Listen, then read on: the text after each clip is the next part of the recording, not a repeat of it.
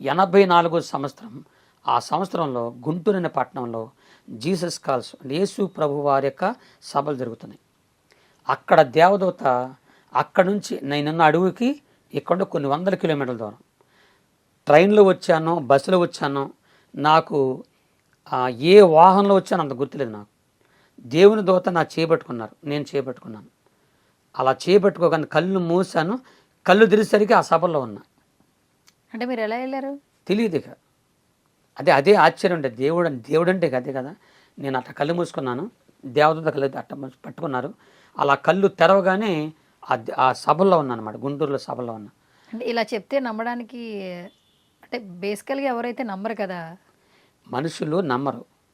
దేవుడు చేసే కార్యాలు దేవుడు అంటేనే ఈ రోజున దేవుడు అంటేనే ఎవరు నమ్మట్లేదు అనుకోండి. దేవుడు చేసే కార్యాలు లేకుండా మనుషులకు అసాధ్యం ఇది, కానీ దేవునికి సాధ్యం.